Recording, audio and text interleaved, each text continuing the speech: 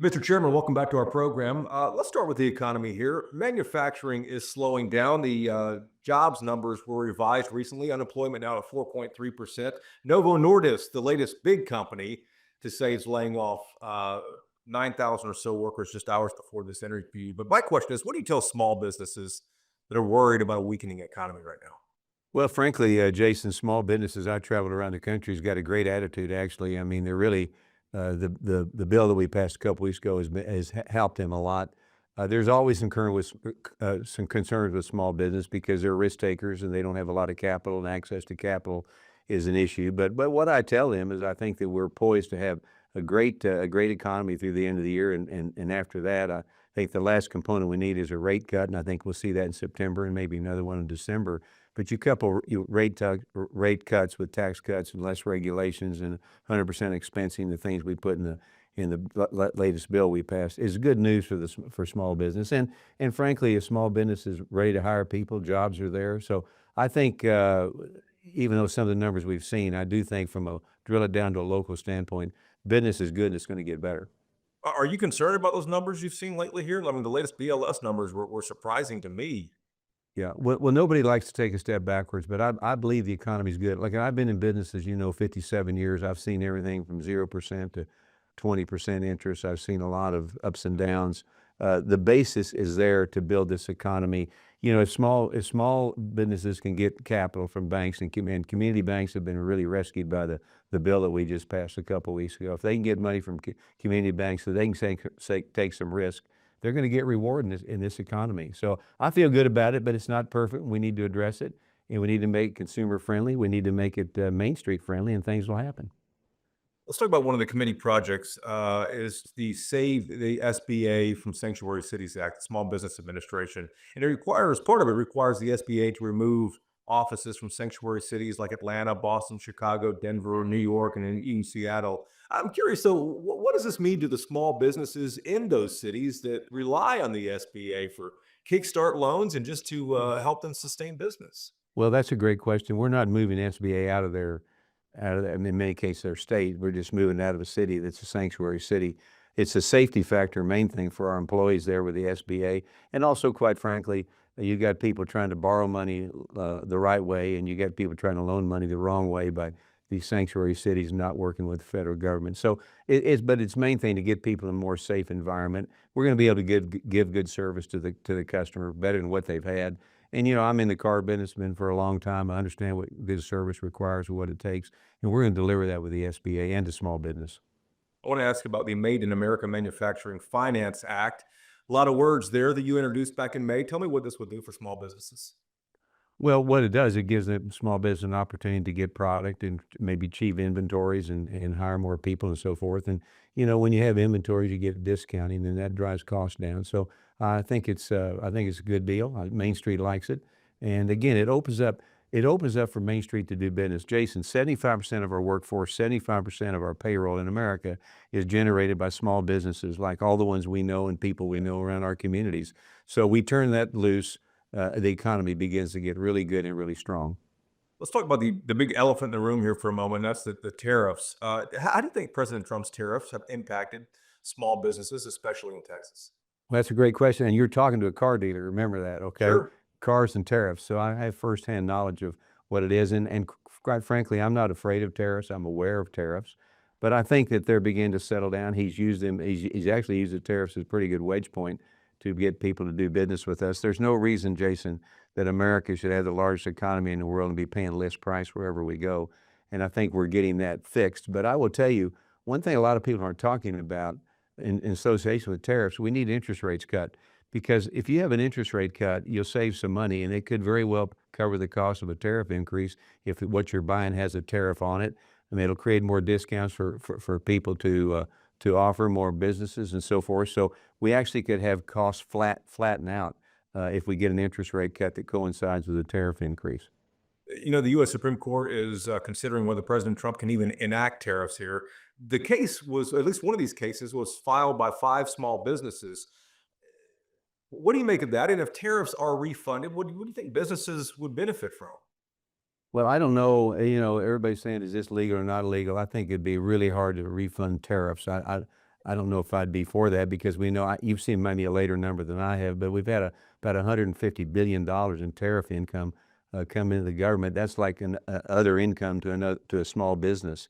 So I don't know if we need to be giving that away or if he even has to do it. I mean, I think it's legitimate to charge retail if we're going to pay retail. So again, I get back to the economy. I've seen many economies through my 57 years. This economy is waiting for a we got the tax cuts, made them permanent. It's also waiting for an interest rate cut, which is legitimate, and let the economy take itself and grow. You've been in the car business a long time. I just saw information from the state comptroller that says year to year, August 25 to August 24, car sales are down 9% here in the state, which is kind of a harbinger of which way the economy might be going. What do you make of that?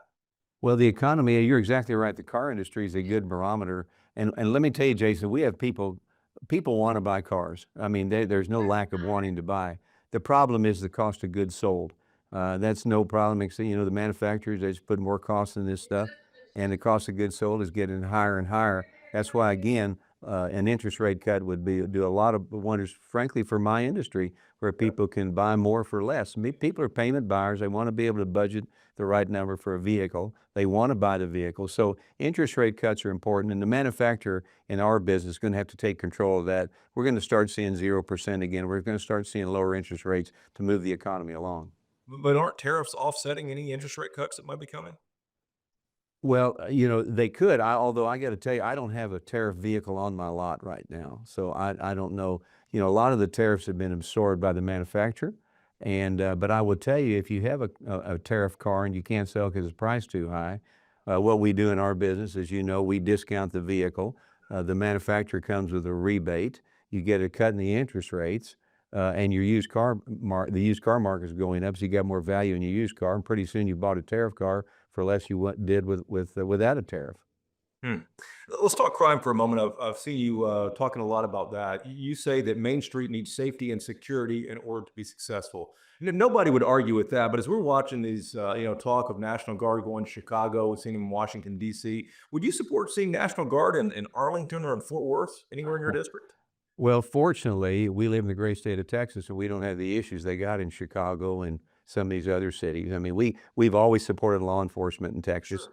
We've always, I mean, law enforcement does a great job in Texas. But some of these other places you mentioned, they haven't supported law enforcement. They've cut law enforcement back. They haven't given them the tools they need to fight the crime. And if they're not going to do that, the National Guard, I have no problem with the National Guard going in. They've done a really good job. But we got to defend our cities. We got to get the American way of life back together again. We got to tell these criminals that you can't commit crime in America and get away with it. You merely look around. So in Texas, I'm not so worried about Texas. I think all states should be like Texas. But these states that can't control themselves, like Chicago, I mean, when you have a mayor stand up there and said, "Well, we only had 57 of this, 57 of that," are you kidding me? Is that murders? Is that all you put in the quality of life? I mean, it gets to be a heck of an argument to have. But I think if the National Guard's called in, a lot of the cities too, Jason, want the National Guard presence. And even Mayor Bowser up here in Washington, D.C. says that what President Trump has done good for Washington and bringing the National Guard in. So I think it's on an individual basis. But when you look at Chicago and some of these other communities, people need to be protected. People need to be safe. It needs to be America again and not criminal activity everywhere. Yeah, I don't think you can compare Chicago and Washington, D.C. to, crime at Fort Worth or Arlington or anywhere in Texas. But eh, would you ever support National Guard troops in Texas if if the president decided to deploy them here? Well, if we had a situation that was like Chicago and Texans were killing Texans and people were just out of their mind on the way they were acting and stores being broken in and small businesses being hampered and having to close. I mean, those kind of things we don't have in Texas. But if it did get that way, I'd certainly want some support and some help in getting it back to the way it should be in the environment I live in. And so I would support that. But I don't think we have to worry about Texas, frankly. Let me ask about the World Cup. Big news coming to your district. You represent the AT&T Stadium where the Dallas Cowboys play, and where the 9 World Cup games are going to be. There'll be a lot of international travelers there as well. I presume you plan to attend. How big of a deal do you think this will be for small businesses all around the area? Well, it's gonna be a huge deal, probably bigger than I can imagine right now because I'm still learning about it, still seeing all the opportunities we got. But businesses are going around there. It's just going to be phenomenal. And when businesses grow like that, they also create tier one, tier two, tier three businesses that will uh, come around and be successful. So it's going to be an exciting time to showcase the Metroplex and the Dallas Fort Worth area. And frankly, to a sport that I'm not that familiar with, I'm still used to hitting the ball with a bat. But I'm anxious to learn more about it. But we're going to host it. It's in our district, and we're going to do some great things, have some fun. And what great timing for our Metroplex to be able to get these people to come in and see what we're all about. We got the greatest state in America, and we want people to come in here and realize no personal income tax, a lot of fun. We don't have the National Guard walking the streets, so come on and be a Texan. Anything else you'd like to add, sir, that we haven't touched on? No, I just think we're fortunate. We live in really the greatest place in America and great things. And you guys do a great job in talking about it, allowing people like myself to talk about it. And I just think we got great days ahead. I'm excited to be a part of it. Mr. Chairman, good to see you. Thank you for the time. Thank you, Jason.